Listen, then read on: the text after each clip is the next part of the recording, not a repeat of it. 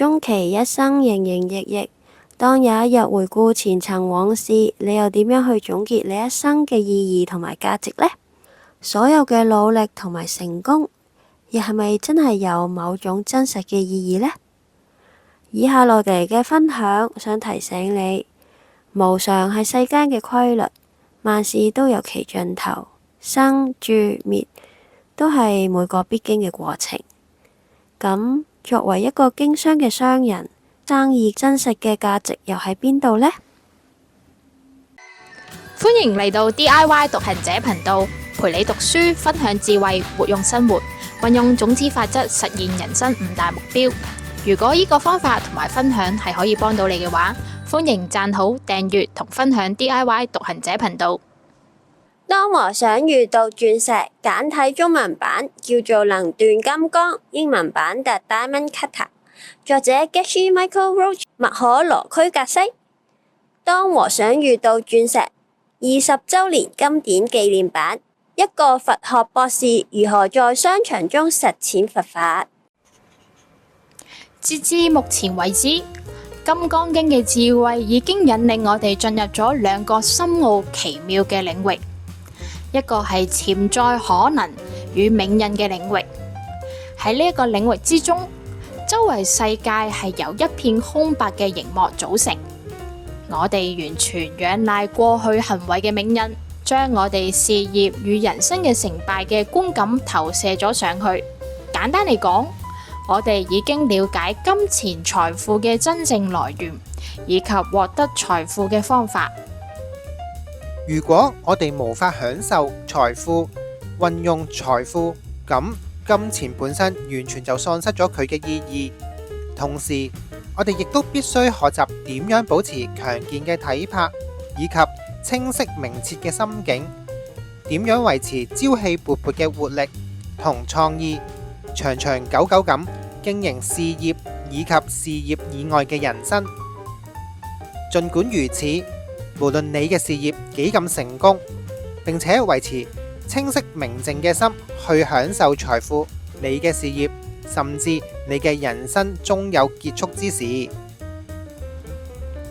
金剛經》最後嘅結語為：一切有為法，如夢幻泡影，如露亦如電，應作如是觀。具有生命嘅、流動嘅事物，或者如同冥印一般嘅事情，必有停止滅盡嘅時候，如同緣起緣滅，有生便有死一般。根據佛教嘅觀點，萬物生滅嘅過程係一樣嘅。嗰時嘅智者，佢哋係點樣認知呢個世界㗎？一切有為法，如夢幻泡影，如露亦如電，應作如是觀。呢4句亦都係流傳最廣嘅版本，係鳩摩羅什大師翻譯嘅。根據全球金剛商學院老師嘅資料，格西老師引用咗玄奘大師翻譯嘅版本，口語嘅演繹係：一切有因而生嘅事物，皆如同星星、油燈，如同幻象、露水、泡沫，如同夢境、閃電、雲朵，故應該以此方式看待。意思就係一個世界觀，基本上一切事物都係變化，無論係我哋嘅身體、我哋嘅意識狀態，亦都喺變化之中，而近乎包含全世界。我哋稱佢為由因而生嘅事物。如果能正確解釋跟人哋傳遞呢4句話嘅話，我哋會產生超乎想象嘅好種子。因為宇宙中任何變化嘅事物都不以其自身固有嘅自性存在。如果還記得喺筆嘅故事嘅話，呢個筆係不嚟自於佢本身嘅，佢唔係本身就在外面嘅。而呢個變化事物係我哋嘅意識種子打開而投射出嚟，迫使我哋看見佢係一支筆；而小狗喺另外嘅種子，迫使佢見到呢個係磨牙玩具。所以宇宙間任何變化嘅事物，都是不以其自身固有嘅自性存在。而佢卻係的的確確嘅存在喺我哋嘅認知之中。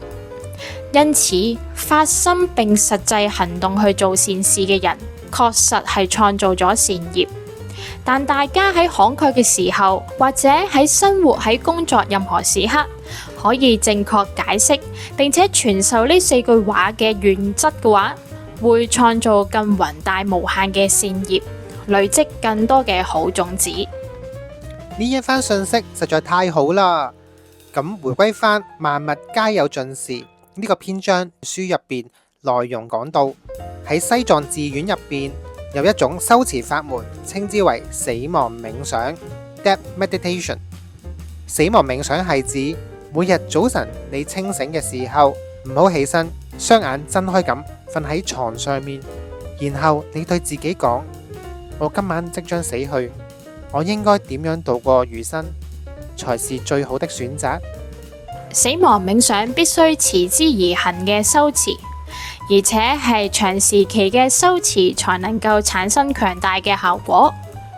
修持死亡冥想嘅一個立竿見影嘅成果係，你簡化咗你嘅生活，捨棄你所擁有嘅事物，放慢你生活嘅步伐，呢一種獲得身心自由嘅開端。死亡冥想嘅概念，即係把速度緩慢嘅心轉變成速度飛快嘅心。喺呢一個過程之中，你將會開始審視你嘅事業。如果你今晚即將就會死去，佢仍舊係你真心想要從事嘅工作嗎？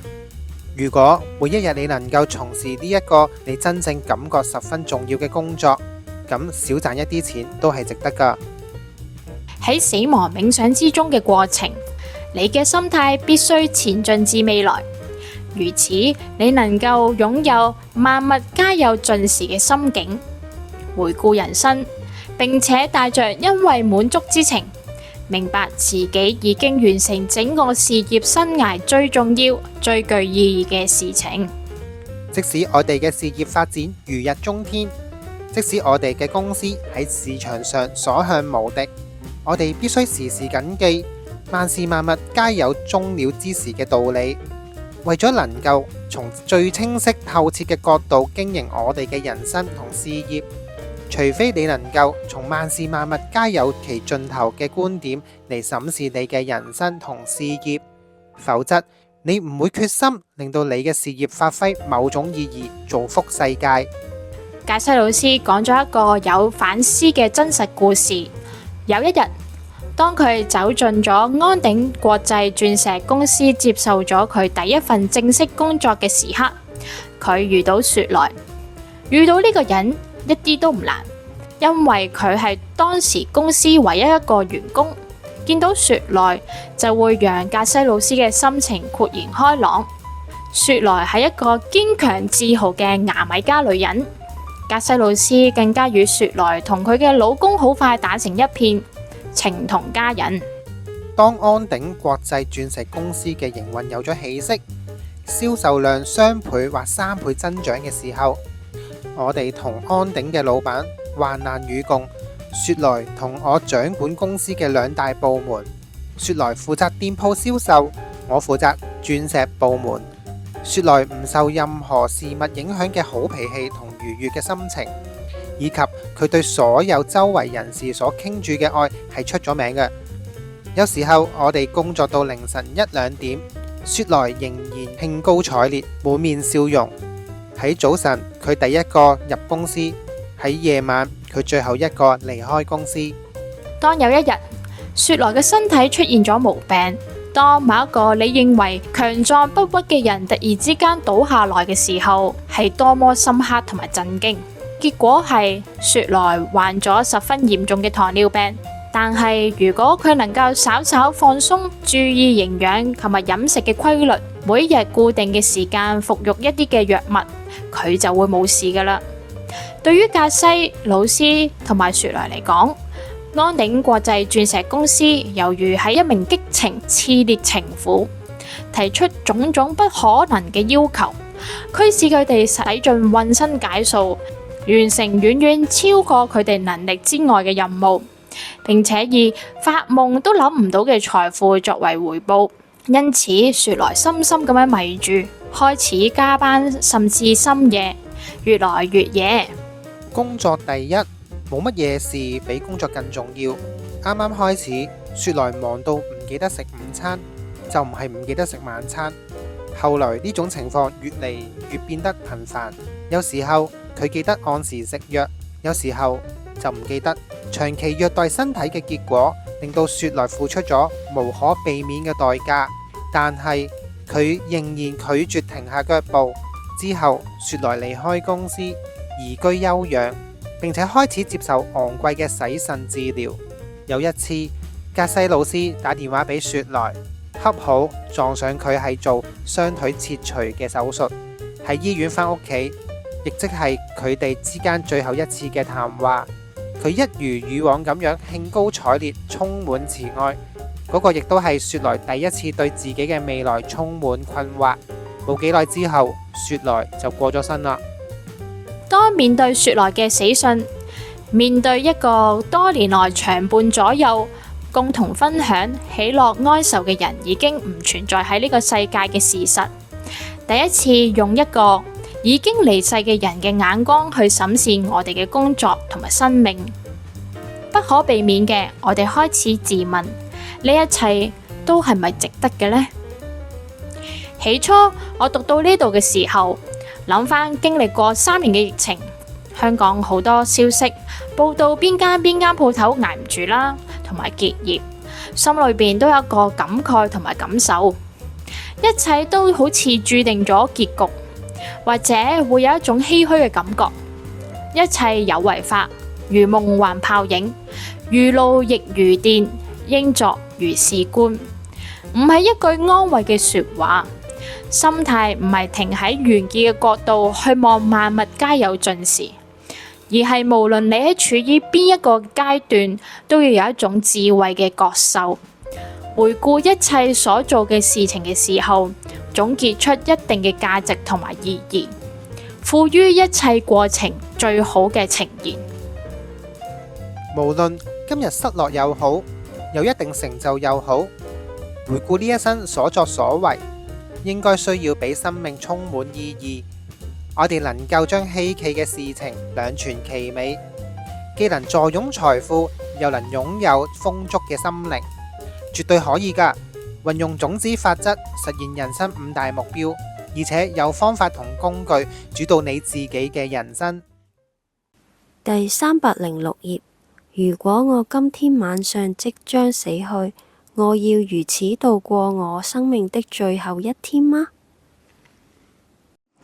如果覺得呢條片棘到你嘅話，記得訂閱 DIY 獨行者嘅頻道啦，仲要撳埋隔離個啷啷，有片嘅時候就會通知你。